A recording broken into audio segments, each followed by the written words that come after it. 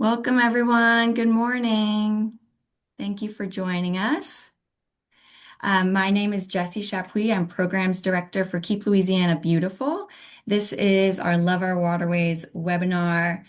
This will be a panel-style webinar. I'm joined by a few of our awesome partners. We have Emily Bro from the Barataria Terrebonne National Estuary Program, which I will refer to as BETNEP, since that's a mouthful. We have Stephen Broussard. He's the Executive Director of Bayou Vermilion District. And we have Michelle Long with the Cameron Parish Beachfront Development District. And so all of these partners have a lot of great experience with doing cleanups and waterways and shorelines. And so they're the experts. We're going to have a great conversation today and learn some really valuable insights and tips from them. This is being recorded. So we're going to make this recording available on the Keep Louisiana Beautiful YouTube channel and our social media. Um, I'll also say that we will have a little time at the end for questions from the audience. So there's a Q&A box in your Zoom window. So if you locate that, you can type in questions and we'll save some time at the end to answer whatever questions you guys have. I am going to start us off just by giving a little bit of information on Love Our Waterways. So let me share my screen. Alrighty.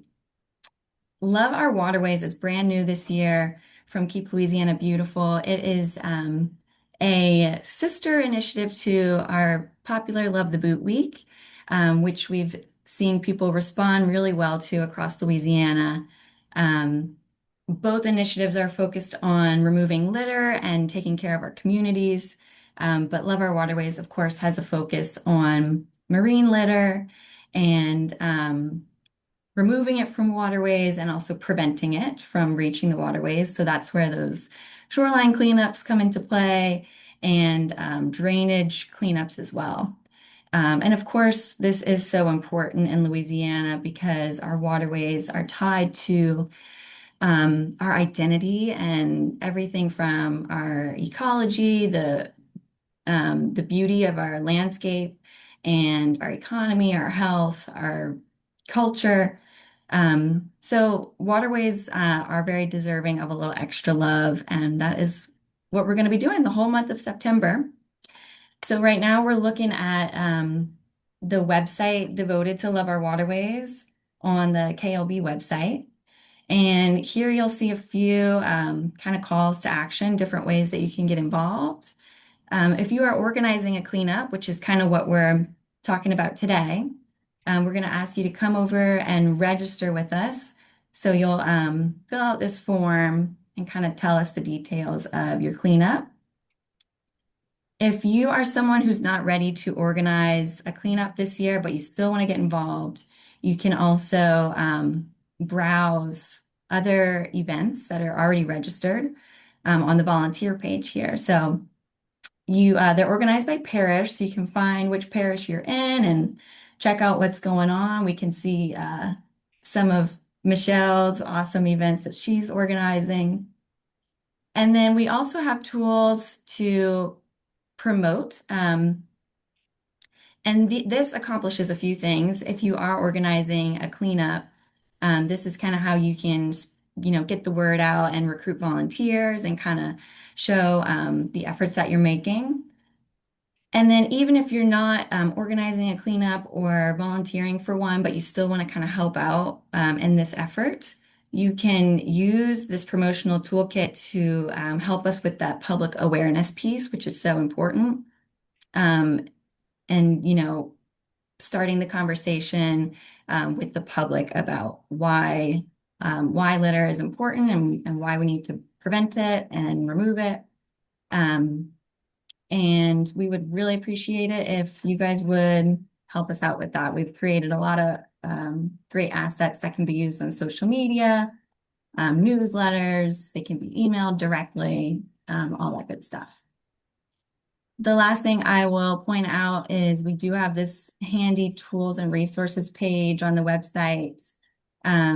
So again, you'll see those promo tools, but we also have some more kind of logistical help on here, um, including our data reporting worksheet.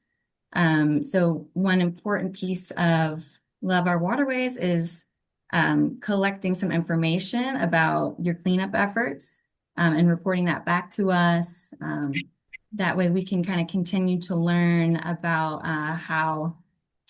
how we can better do this effort year after year. What areas need some extra attention and those kinds of things. And if you wanted to go the extra mile and incorporate some education into your cleanup efforts, we have a little section for that too, with some resources. All righty. So I'm gonna stop sharing. We're back to our panel. And again, I want to thank our panelists for being here today. You guys are all leaders in waterway cleanups across Louisiana. So it's very valuable, I think, to everyone that we get to learn from you today. All right, let's jump in. So we're going to kind of start with, we're going to go chronologically through the process of planning and preparing for a cleanup. So this is kind of a question for any of you guys.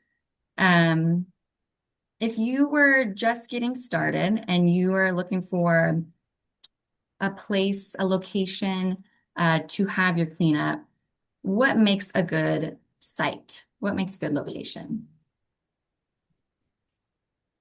And Michelle, I see you're speaking, but you are muted. Here in Cameron Parish, we have a lot of vehicular traffic, and so we get a lot of trash coming out of that. Also, so always look for traffic patterns.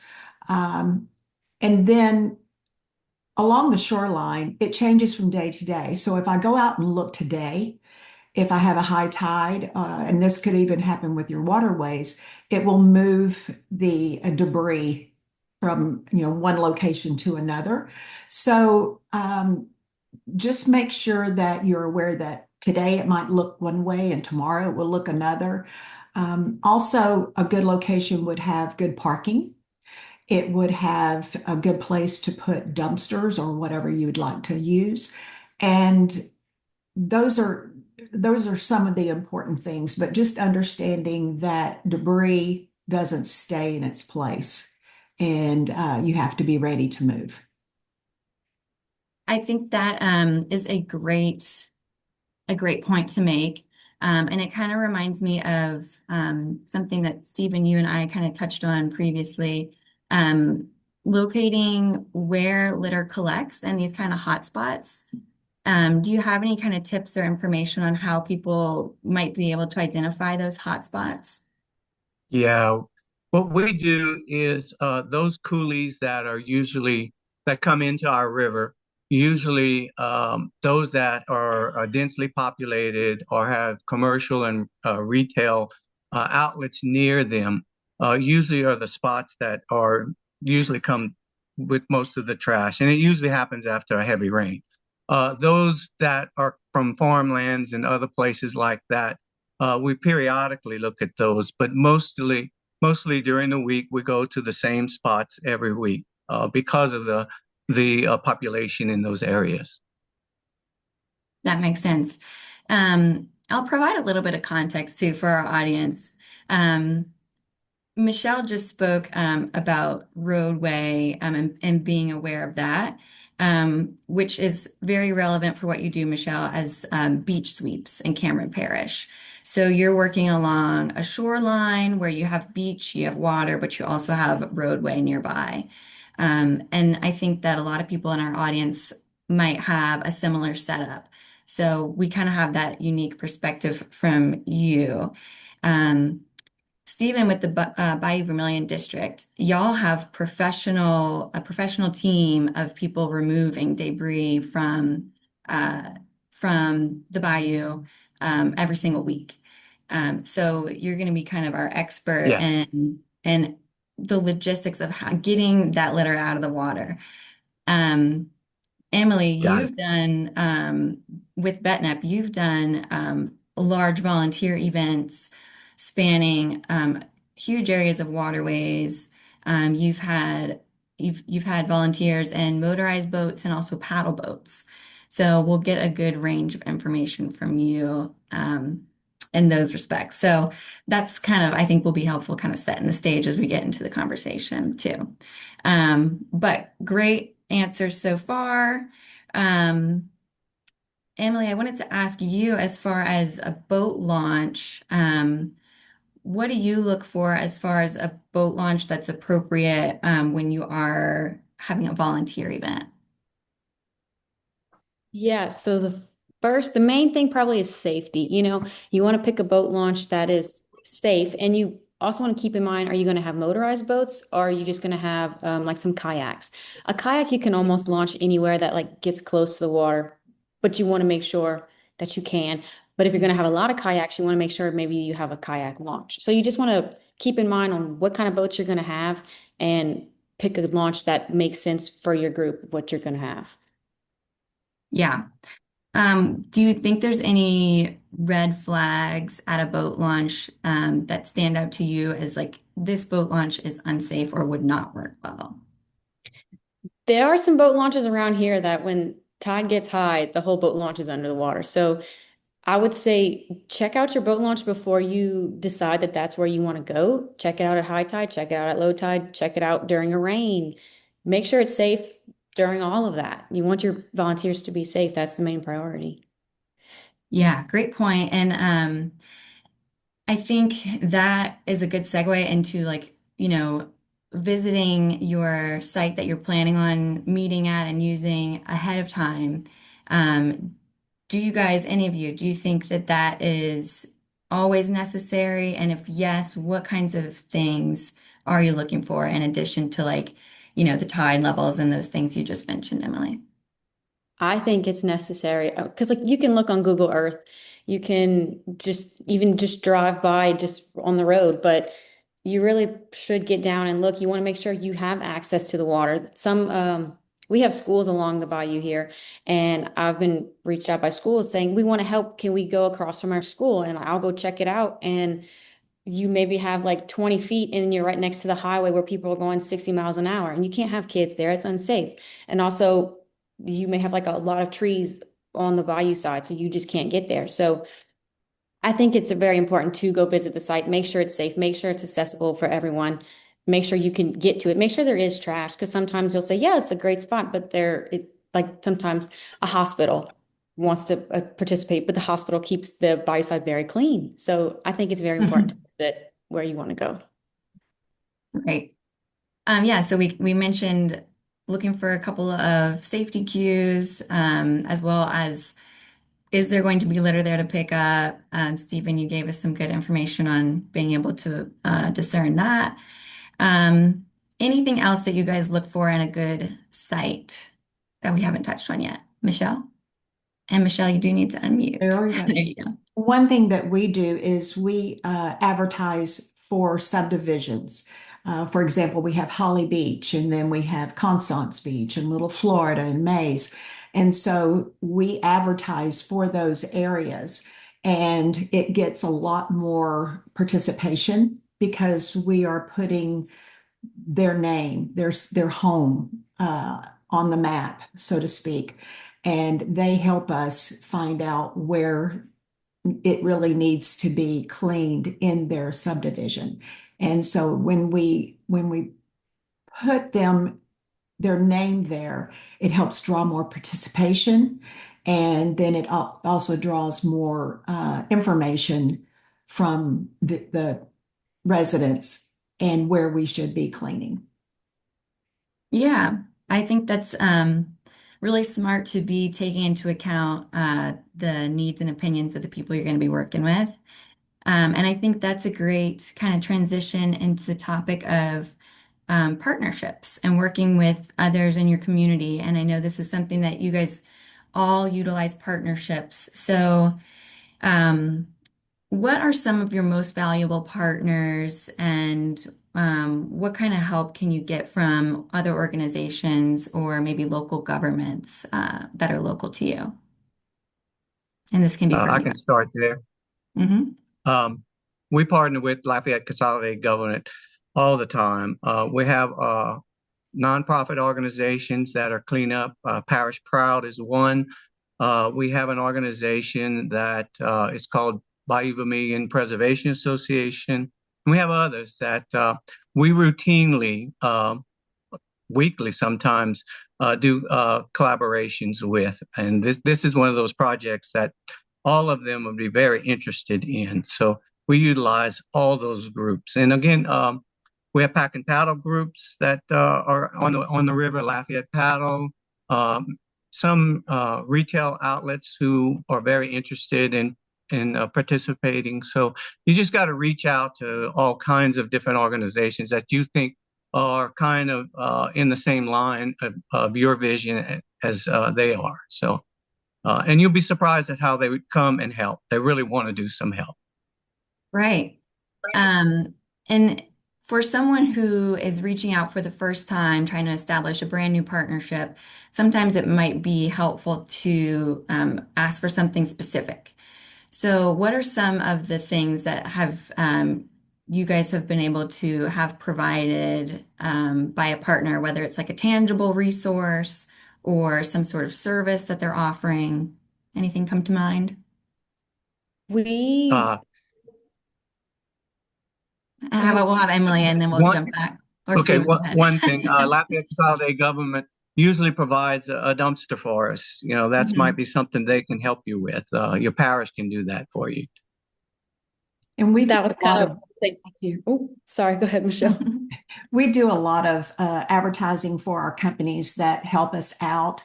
Down here in Cameron Parish, we have a large LNG uh, group of industries, and they all have community service gr organizations or departments, and those people reach out to us and because they would like for their employees to give back to the community. And we used to only have one beach sweep. Now we have two because industry needs this for their community service, for their employees. So our LNGs really come through for us. Then you can always reach out to your chambers of commerce or your tourist commissions or your police juries because they have lists of businesses. And it might be uncomfortable to start reaching out to these people, but after a while, you create a positive relationship with them and they will reach out to you and ask, how can we help? And so uh, you'll be uncomfortable a little bit, but just become comfortable being uncomfortable. And after those positive, appropriate relationships have been made, then you can move forward year after year. Awesome. Emily, what did you have in mind? My answer is kind of relates to both of theirs actually. So Mhm. one of our biggest partners is Lafourche Parish government, and like Stephen, they will give us dumpsters, and they also take our tires for us and our hazardous waste. But also we have groups like Michelle mentioned that we have oil and gas industry that want to help us because their employees need service hours and stuff like that. And then Rouse's is local everywhere. Rouse's will give us a gift card to purchase snacks for our volunteers.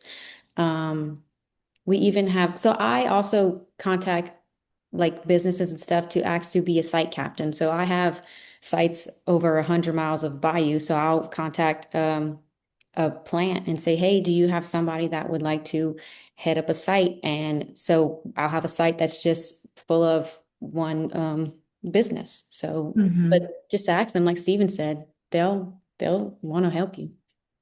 Right, I think so too. And kind of echoing what all you guys said and Michelle about um, you know, presenting this in a way that yes, you're helping us, but this is also of value to you and your business, because we all benefit from clean waterways, a clean Louisiana. You get to be part of something that's doing good in your community. Um, and, we looked a little bit at that promotional toolkit earlier. Some of those things in there can help when you're reaching out. You can, slap the Love Our Waterways logo onto your letter or whatever you might be using to reach out and give your cleanup effort a little bit of an official look, and that can sometimes help too. Um, we also have in there a press release template, and so trying to stir up some awareness of what you're trying to do, that can help. But yeah, I think those partnerships are all very valuable, and we should all be utilizing them. So we talked about dumpsters a little bit. Do you guys also find that your partners are able to help with things like trash hauling and anything else? Maybe any safety? I think maybe Emily, you and I spoke a little bit about the sheriff's department actually helping with some water patrol. Mhm. Yeah, so our cleanup spans 4 parishes. So I'm going to 4 parishes for water patrol and say, hey, can y'all patrol? And they've all said, yeah. Some of them will just be in the water. Some will have some on road. Some will be at a boat launch, but then also be directing traffic at the boat launch to make sure everybody comes in safely. Um, we'll even have also, a lot of parishes have like a community liaison. So you want to reach out to them and they'll be able to set you up. You tell them, hey, I'm having this cleanup on this date. And you want to do it early. I'm having a cleanup on this date. Can you provide water patrol, extra patrol? And then even one of our cities helps us by coming out with a big trailer and they'll pick up trash that people tie up and leave on side the road for us. So you just have to ask. And most of the time they're willing to help. Hmm. And you mentioned a good point, ask early. How far in advance do you think is appropriate to start reaching out? At least 2 months early. Hmm. Mhm. as early Yeah, as possible. as Yeah. early as possible is the better you get, the earlier you can do it, the better. Um, but I would say for anyone watching today and your cleanups, closer than 2 months, which I'm sure it is, um, don't let that scare you away. The worst people can say is no. It still doesn't hurt to ask and see what they might be able to offer. Okay, awesome. Well, we've talked a little bit about safety already, but let's maybe get into that a little bit more. Um, a lot of our um, a lot of our audience might be familiar with doing land-based cleanups, but not so much waterway cleanups. And what do you guys think is the biggest difference as far as safety and preparation? But what do people need to keep in mind that they might not be familiar with already?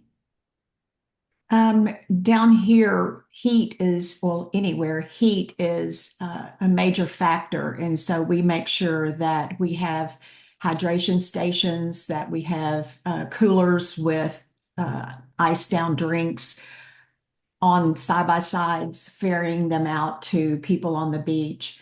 And we have our fire and EMS patrolling the beach. And so their comfort and their safety, as far as heat is concerned, is a big priority here. Hmm.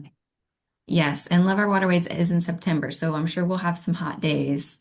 Um, what about the time of day with the heat and like a good length for the cleanup? Michelle, I think you've mentioned before, how long does your cleanups usually last?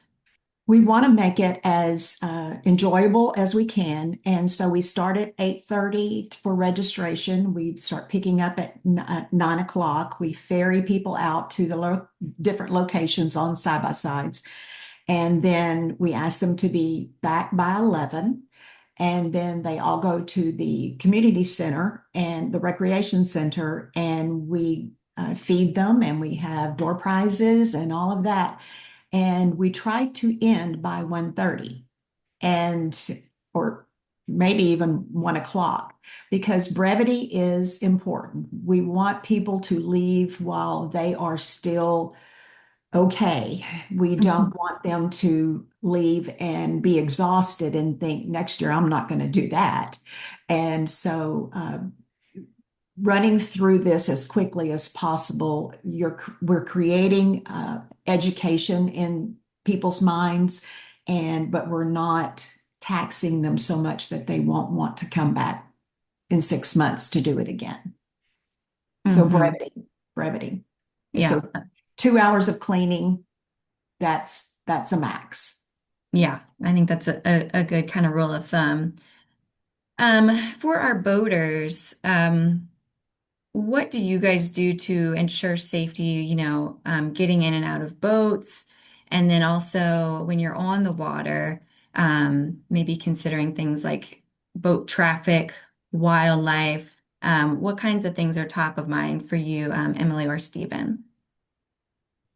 Uh, I would think life jackets, make sure they're on, not just in the boat. That would be a priority because you're moving around, picking up trash. You don't know, you might hit something and the boat might,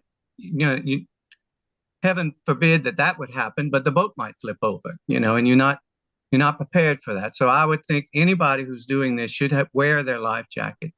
Um, Rubber gloves because you'll be picking up trash. Maybe even rubber boots if you decide to walk the banks. Watch out for critters, alligators, snakes. They're all there, and we all know that. So just be prepared for those type of things. Um, and don't stand up in the boat. A lot of people try to stand up to grab stuff. That's really dangerous. You should dock the boat, and if you can reach it by land, do that. If you can't, just let someone know, sheriff's department, wildlife, something that you can't reach or get to, that where it is, so they can actually have, we Bayou Vermilion District has the equipment to do that. They contact us all the time, which is fine because we actually do that. But in other locations, I think you'll need to talk to the sheriff's department or the parish or wildlife and fisheries that, there's some trash here that we could not reach, or it might be big items that we can't carry, those kind of things. But just to be safe. Yeah, absolutely. And I'll kind of add too that um, in that data collection form that I mentioned earlier that you'll turn in to Keep Louisiana Beautiful after the cleanup, we actually ask you to record any large items that you weren't able to pick up and that you left behind in the waterway. Tell us what they are and the specifics of where you saw them best you can. And we'll kind of create a log here at Keep Louisiana Beautiful and kind of start that process of disseminating that information to the local groups that are able to do something about it. So if you're not in contact with your local sheriff's office or whoever, you're able to report that to us at KLB and we can kind of take those next steps. But it's a great point. Um, Emily, anything that we didn't touch on as far as waterway safety? Those are kind of my answers. The boat traffic thing. I mean, you think that you're in a big group that everybody's looking out for you, but there's going to be people that are just out there fishing, not watching you where you're going. So you have to make sure you're looking out for everybody else. And same thing about the goal of this is to pick up litter, but safely. So if you can't get to it, don't try and hurt yourself trying to pick up a big refrigerator or something while you're in a boat. Hmm. Do you give your group of volunteers kind of a safety orientation before y'all hit the water? I don't because I'm not at every site. I have Mm, 18 sites. So my right. site captains are kind of responsible for that. So I'll meet with my site captains like a month before and they know all the safety rules. So they're kind of in charge of the safety and everything for the day. So, Hmm. but yeah, I specifically don't. Yeah. I do think Yeah, but that's a good point. You should do that. It should be some kind of safety before everyone's out on the water. Mhm. right. And so that's the time to tell them, look out for other boaters. They might not be looking for you. if you can't reach something safely, leave it behind, just let us know where you saw it. Those kinds of things, which you might think are obvious, but it's better to not assume that anything is Right. obvious or common knowledge, better to over communicate. And I think the main thing to reiterate here is if you are organizing a cleanup, you are responsible for your group's safety. So get specific about what your plan is ahead of time. This is another one of those pieces that you don't want to wait until the day before. Get that plan in place. If you do have a big group and you're going to have multiple sites with kind of a captain at each site, make sure that each one of those captains is aware of the safety points that every volunteer should know. Make sure that they're getting all the volunteers in life vests if y'all are responsible for that. And just kind of taking responsibility for it. Don't assume that anyone else is going to cover it because, this is not something that we want to just hope for the best. We want to make sure safety is top priority at each one of these cleanups. Um, One thing I'll add is mhm. when we do these events, a lot of times we will have Boy Scouts, Girl Scouts, we'll have lots of children, and they get all excited. And sometimes they'll want to run up into a dune to grab a piece of trash. And we have to make sure that they don't do that because we have, as y'all said, snakes and alligators and such. And so we at each station we have beach team leaders and then we have our side-by-side crews and they remind people not to go up into the dunes and but we especially watch out for the children because they just get excited and go up there and we have to be mindful for them. Yeah. Um, Well, let's get into some like equipment and tools and supplies. Since Michelle, you just mentioned the side by sides, which are those big kind of like industrial four-wheelers almost, which I'm sure work great on the beach. Mhm. Um, and that's really a great like accessibility tool for y'all too, right? Um, I'd love to hear from each of you guys. What are kind of your favorite tools of the trade? What do you think is absolutely essential at your cleanups? We can start with Emily.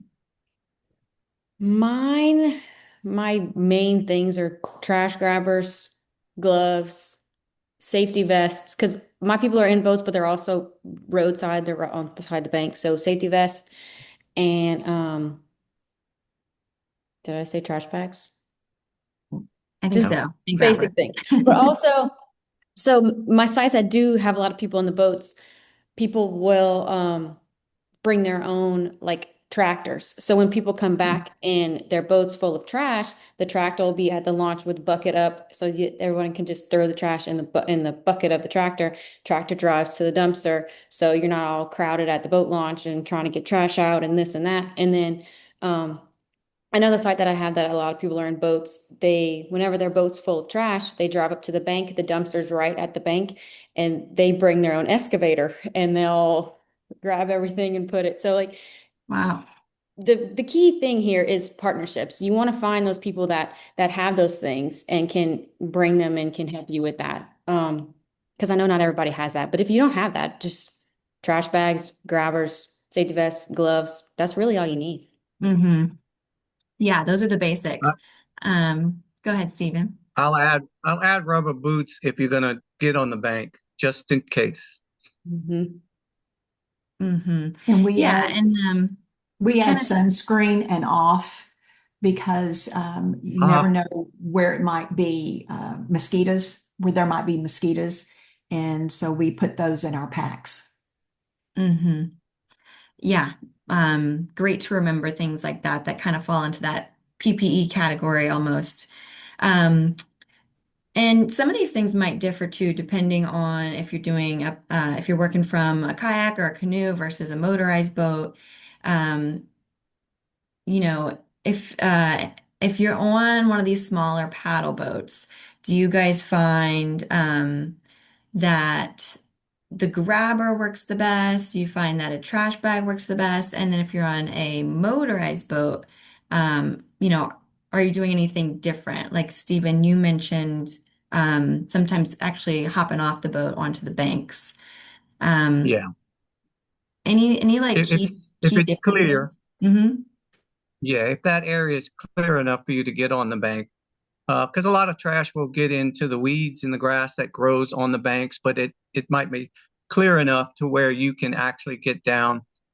Make sure your boat is banked and doesn't float away from you while you're out there picking up trash.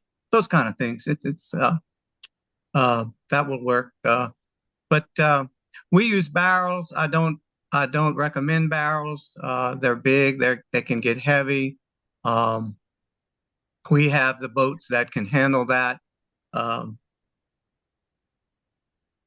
so anyway, trash bags the best.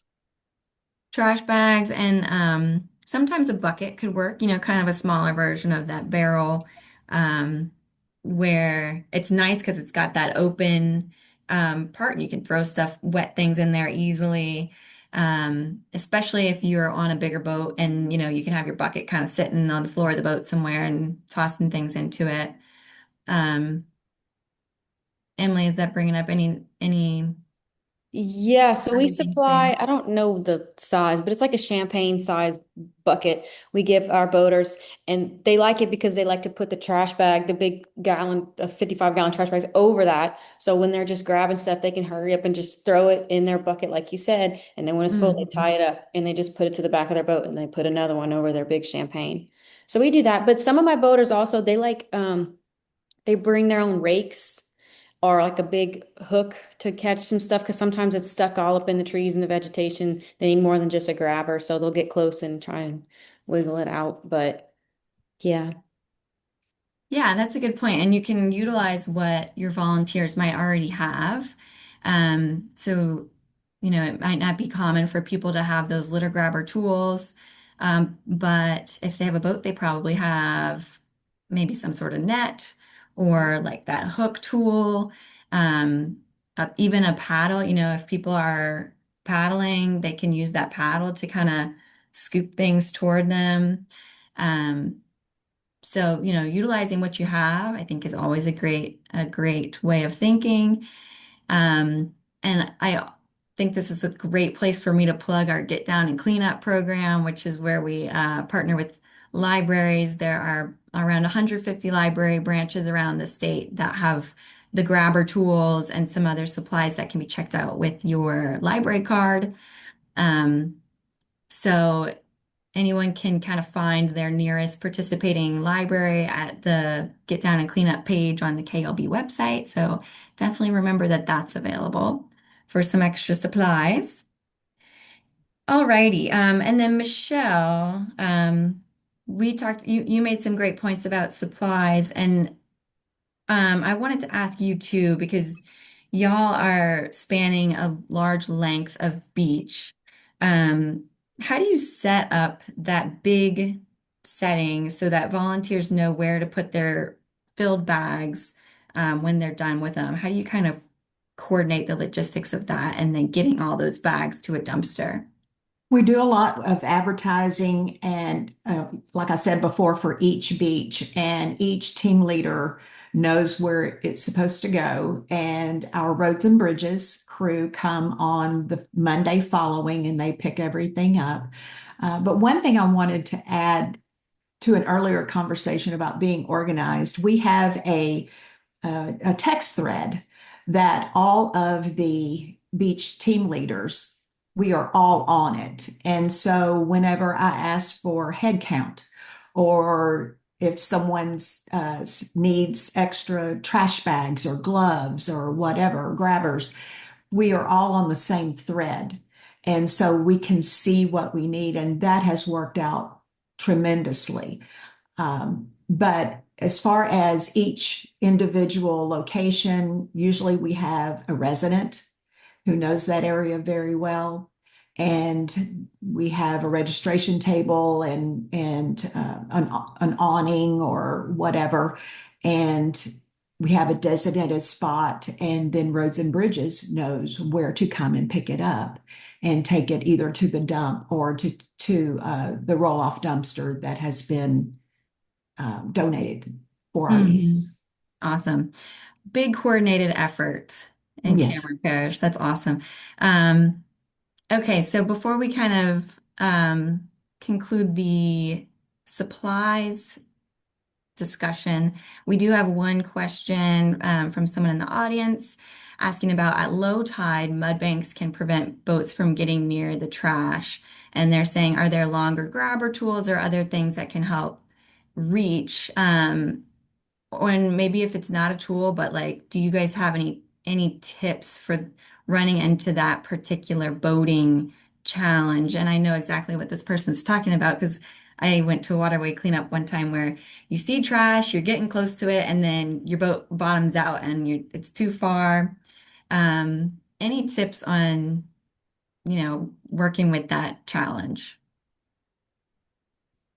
I think that's where your rubber boots come in. Like Steven said, um, a lot of my boat sites, they also have people on the bank. So maybe if you see something you can't get close enough, you call somebody that's on the bank, hey, can you come where I am? And if they can get to it with their rubber boots, go ahead. But it kind of goes back to the main thing is safety. So if you can't get it, unfortunately, you can't get it. You can't pick up everything. And but Right. if you, but they do make longer grabbers. Like I think I have the 3 foot grabbers, but they make longer grabbers. And that would be, I think, where either, like you said, the paddle would come in, or a rake would come in, or a boat, a fishing net would come in. There's things that can extend to help you grab. Mm-hmm. Yeah. Okay, awesome. Well, we are running close to the end of our time here, and I believe that was our only audience question. So I would love to hear from each one of you guys, like one kind of last piece of advice. Think about a first-time organizer, maybe a lesson you had to learn the hard way from doing this, or something you see other people, um, not being prepared on, um, or maybe think about like ways that your cleanups have been extra impactful or enjoyable for your group. Last little pieces of advice. I'll start with Stephen. Oh, wow. Um, I, I think you need a sponsor at each place where they're going into the water to organize that. You don't want everybody to run in at one time. What we do for some of our boat parades is we have volunteer groups that put the boats in, make sure everyone's got all the equipment and everything they need before they take off. I think you probably want somebody there that's looking at that, make sure they have everything they need before they take off. That's my advice for some of them. Great. Perfect. Michelle, would you like to go next? Another thing I thought about was after people have registered, immediately get them out and working. Um, they sometimes they just stand around and they don't know what to do. And so, as far as brevity is concerned, let's try to make this experience as short as possible and get as much done in that time frame. And so, as soon as someone is registered, then we have people who are, as I said, ferrying them out onto the beach and different things. And so that people aren't just standing around and they feel like they have not wasted any time. So that's one of the big things that I didn't think about when we started this, that we need to move people along as quickly as possible. And as I said before, have them leave on a high, Hmm. not where they're tired. Yeah, very helpful. Thank you. All righty. And Emily. I think if this is somebody's like first time starting to clean up, I think just don't be afraid to start. Grab your family and your friends, go to a location that is familiar to you. If you have a favorite boat launch you like to go fishing at, y'all go to that boat launch. Don't be afraid to start. You can start anywhere with anything. It doesn't matter. And then also, if you do have a bigger cleanup, I think, like Michelle said, it's important to make sure your volunteers have a good time. They feel appreciated.